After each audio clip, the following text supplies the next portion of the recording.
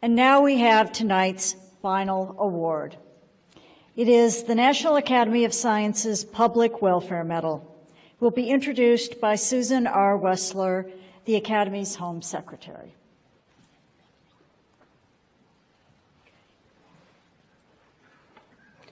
The 2019 National Academy of Sciences Public Welfare Medal is awarded to Agnes Kalibata, agricultural scientist, policymaker, and visionary leader, who is currently president of AGRA, the Alliance for a Green Revolution in Africa.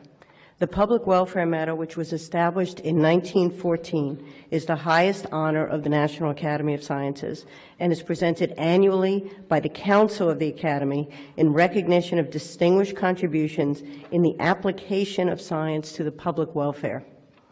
The citation for Agnes Kalibata reads as follows: for her work to drive Africa's agricultural transformation through modern science and effective policy, helping to lift more than 1 million Rwandans out of poverty and scaling impacts for millions more African farmers. And because this is our last award and the most prestigious of the NAS awards, I'm given a little bit more time to introduce our recipient, and Dr. Kalibata has a little bit more time to present. So, short bio. Dr. Kalibata was born in Rwanda and raised as a refugee in Uganda to parents who were smallholder farmers. This upbringing had a profound impact on the direction of her life. She writes, quote, occasionally, my father would sell a cow, and this little income helped put me through school. Though the aspiration was that I would move as far from agriculture as possible. As fortune would have it, I've spent my entire career in it.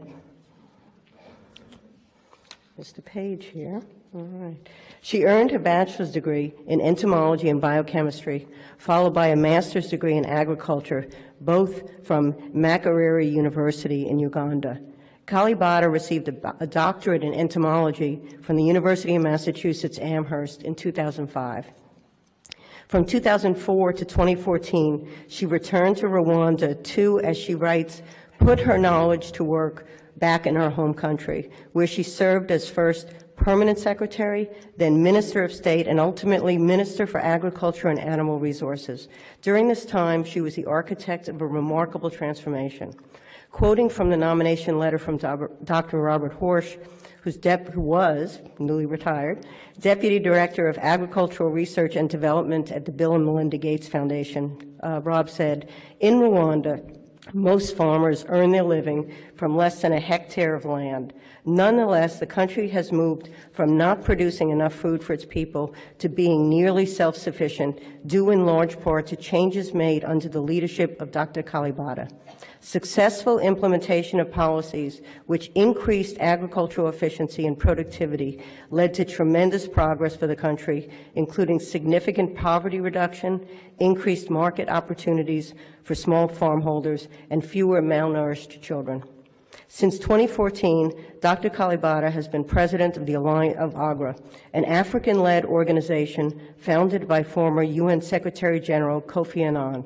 As president, she leads a staff of more than 2,000 across 11 priority countries, one of the largest pools of agricultural scientists and specialists in Africa, and works with global, regional, and national partners to drive a portfolio of investments worth more than $500 million. AGRA's goal is to improve the food security and incomes of 30 million farming households in the 11 countries by 2021. AGRA's focus has been on strengthening systems and tools to support Africa's agriculture, such as high-quality seeds, better soil health, access to markets and credit, and on strengthening farmer organizations, private sector capacity, and agricultural policy. She is or has been a member of numerous boards and international committees, including the Global Agenda Council of the World Economic Forum, the Global Panel for Agriculture and Food Systems for Nutrition, the Global Agriculture and Food Security Program Steering Committee, finally the Global Commission on the Economy and Climate. She is also a recipient of several awards, including the Yara Award for African Green Revolution in 2012. I'm going to end with a short, from a quote, a note that was received, I think by Rob Horsch, from Pierre Camere Munyari, who is chairman of the Coffee Exporters and Processor Association of Rwanda. He says, on my farm where we grow Arabica beans, we rely on science and technology. We use GPS tools to monitor our land and social media to trade information faster than ever before. We use crop protection products to drive away pests. One day I hope that we'll even have access to GMO coffee that could help us resist disease and drought in an area of climate change, in an era of climate change.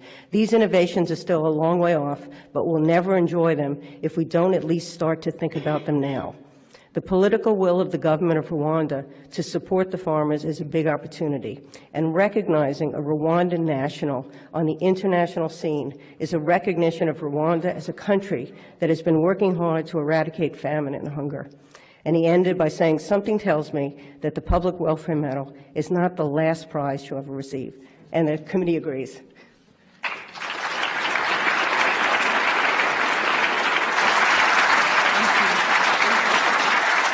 Thank you. My pleasure. Thank you so much.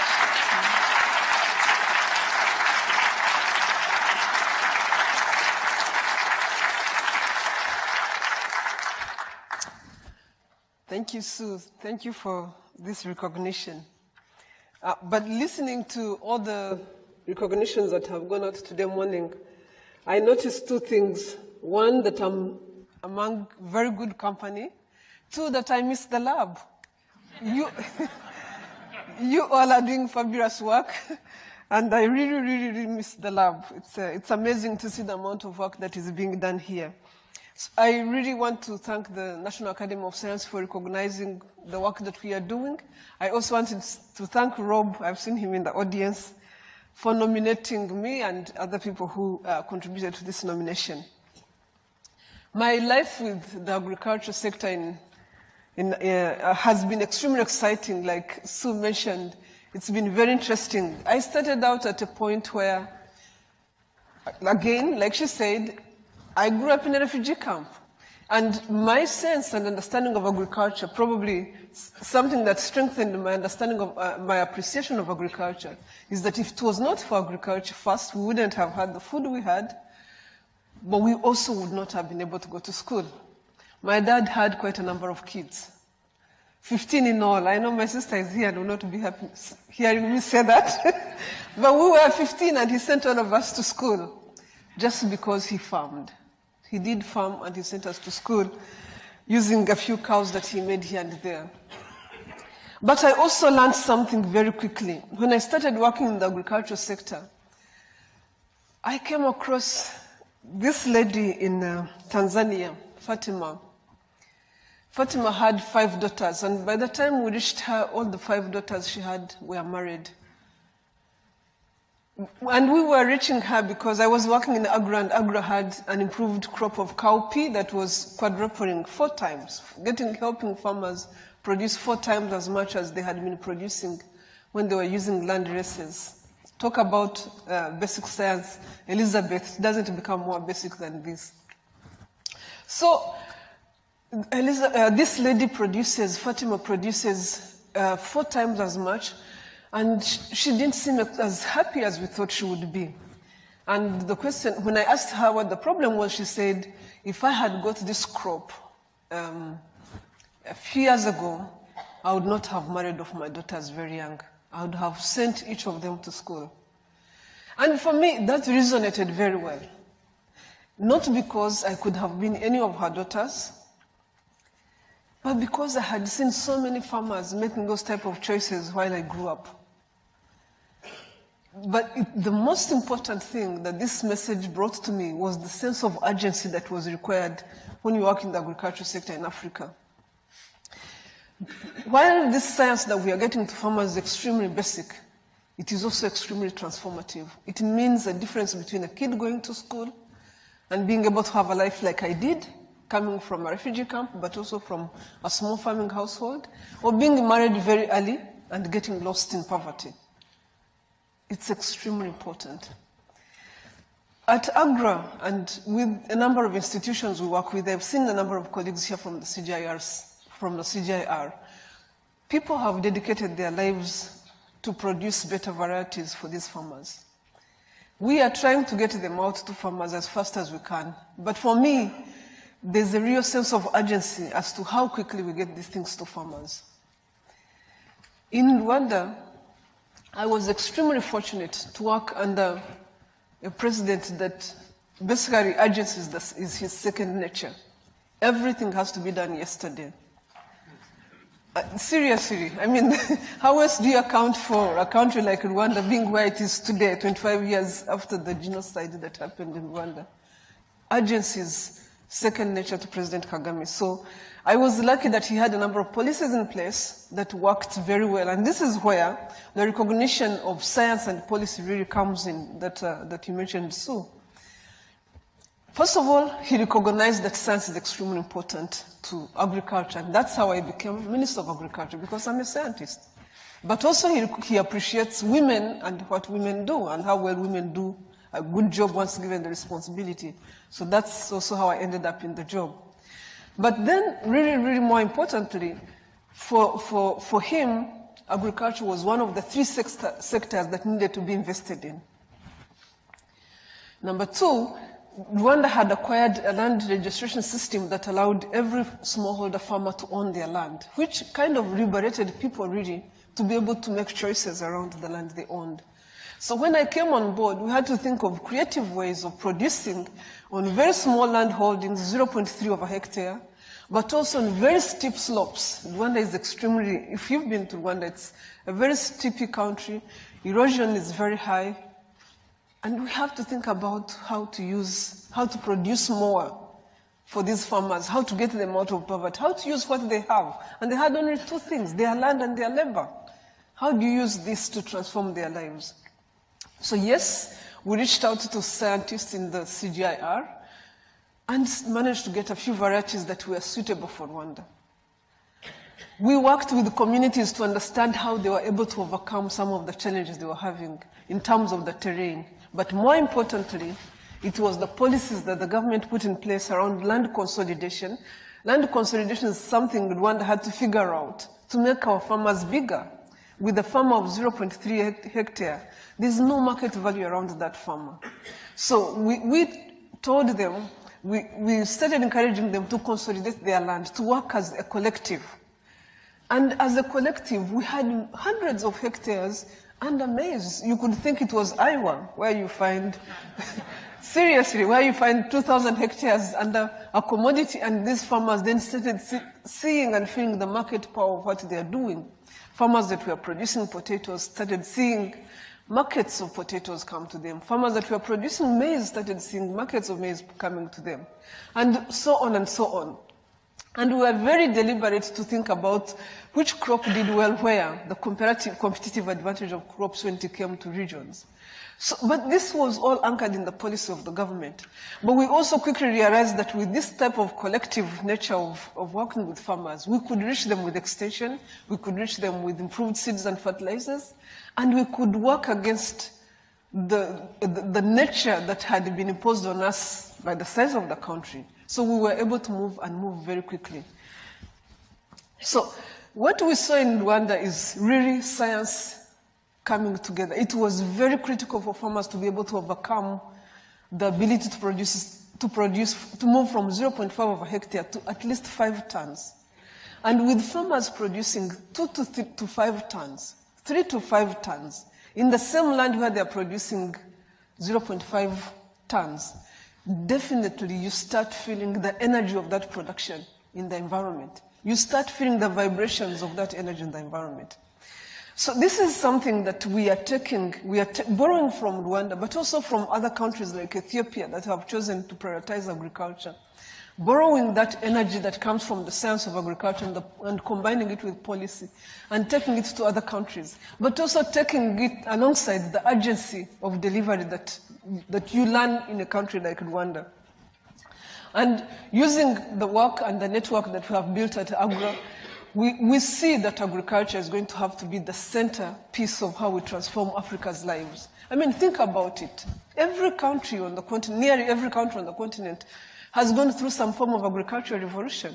It's only in Africa where you still have 70% of the people depending on agriculture, but also those people don't really have access to superior varieties to improve their crops. We have 25% of the GDP in these countries coming from agriculture, but they're using land races. And yet the power of agriculture to transform people's lives at that level is 11% better than, or higher than any other sector. It has been demonstrated because it's inclusive. So there's an opportunity here. And again, speaking to my colleagues here in the audience, there's a real opportunity here. I'm talking about climate change, it was said earlier. There's a real urgency here. We had started seeing a major upward move towards transforming economies, towards better livelihoods for Africans because of agriculture and because of the science of agriculture. Today, though, climate change has come in and climate change is real. I live in Kenya, in East Africa, and we are in the midst of the long seasons and we have not seen a drop of rain. I was told when I was here that it started raining, but it's come 3 weeks late. And it's not going to be of any value because it will probably go a few weeks early. 10.7 million people are said to, if it doesn't really rain like we expect, they'll go hungry. We've seen cyclones in Mozambique, Malawi, and Zimbabwe, and I was told while I was here that actually it happened again. 700,000 people in the first cyclone were displaced and so many other people died. There's a real sense of urgency here. Besides food security, there's a real sense of urgency now about saving lives and ensuring that we actually work with climate change to ensure that we stay on top of varieties that we already know, or superior varieties that give people good food. We've already done an amazing job. The CGIR has varieties that are resistant to drought. They have varieties that can be able to deal with flooding. We already know the science. I think my biggest worry is we are not getting it out fast enough. As Norman Borlaug said, he was here receiving this very award. We need to take these things to the farmer, and we don't have the value of time on our side. We don't have time on our side. So I really wanted to applaud the efforts that are going into ensuring that varieties become available, new science becomes available, as we have seen here. I want to applaud the CGIR. I want to applaud Bill and Melinda Gates Foundation for the work and effort they put into supporting institutions that are staying on the cutting edge of science. We have recently, as AGRA, entered into a partnership with Atlas AI, a startup in Silicon Valley, to help us deal with satellite imagery and data so that we can be able to provide more predictive analytics to our countries so that they can understand what is coming soon and be able to plan. But I'm saying all this because, again, like I said earlier, I think there's a real opportunity in our midst to use science for the benefit of mankind and use it faster. So I don't want to belabor the point. I'm 100% sure that you understand what I'm saying. The institution I work for, AGRA, like I said earlier, is really taking this work, and hopefully we can be able to reach millions of farmers in a short period of time. So we will need your support to stay the course. We'll need the science to continue happening in the laboratories to bring new innovations to farmers. But as was said earlier, it's very clear that African farmers, as farmers elsewhere in the world, are not interested in innovations if innovations are not going to transform their lives. These innovations have to have a sense of markets and how they get to markets. I think us as scientists also need to learn to step out of our comfort zones and talk to politicians and policymakers and private sector, because these are the channels that take innovations to communities. Politicians can take them there very fast because they make the policies, and private sector has a lot to gain from the resources, from the money they can make from innovations. So we need to step out of our comfort zone, get out there and work with them to take innovations to farmers. I wanted to conclude really by recognizing NASA again for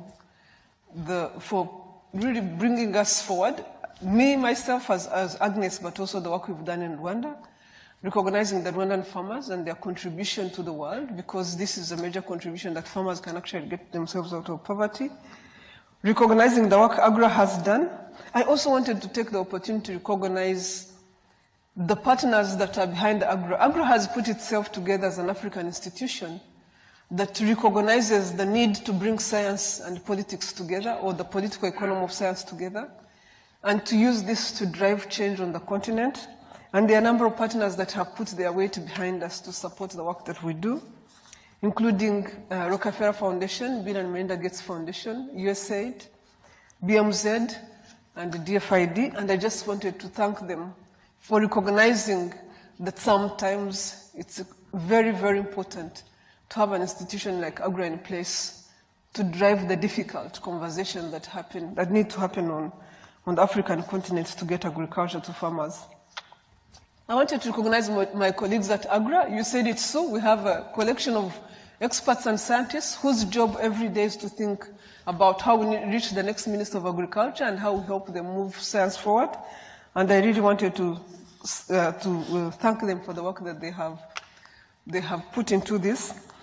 I know that my late father would probably be surprised to see where I have ended in agriculture. I've been more drawn to agriculture than stayed away, because every time he found me trying to do something with my mom, he would say, "No, I'm not paying your school fees so that you can farm." Because for him, farming was about poverty.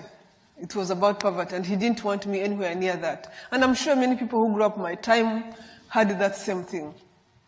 I'm sure he would be very surprised, but probably pleasantly surprised that I'm still around agriculture and have used the experience to try to move other people's forward.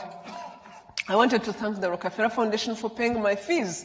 I mean, you must be wondering, how did I get all this through school? I got through school because institutions and philanthropists like the Rockefeller Foundation existed. They paid my way through school, and I was able to get a PhD at the University of Massachusetts, working with Professor Roy Van Reich, who is not here today, but really was extremely, he taught me I thought I knew how to write. I already had a master's, but he took his time to teach me how to write, just like I was telling you so. Taught me how to write, and I appreciated being a scientist, being at the University of Massachusetts. I wanted to thank my family. My kids are here. Kelly and Kyle are here. These kids put up with my absence. I'm an absentee mom, but I keep telling them that I'm doing a very good job. So I hope that today they actually do understand that I do a good job. I want to say that without my sister, who's been my moral compass and professional compass, I would never have gotten where I got. You know, my dad paid the school fees, but he didn't know where I was going, to be honest with you. I mean, we were in a refugee camp, for goodness sake. He didn't know where I was headed. So my sister was always there. No, this is the school you need to go to. This is how you get there and all that. So I really appreciate the support that you gave me. It wouldn't have been possible for me to be here. My husband is not here today, but he's with us, and he's extremely proud that I'm getting this award, and I really thank him for the support he gives us. I don't know if I've forgotten anybody, and I thank the Academy again for recognizing the work we've done. I thank Bill and Melinda Gates Foundation again for recognizing the work we do, and I thank you all for the support that you give us.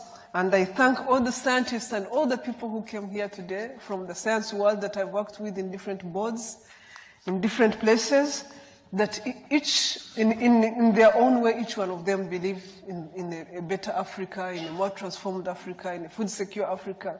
And your work has been amazing in what you're trying to do, and I appreciate the work that you do on the continent. We are getting there. Thank you so much.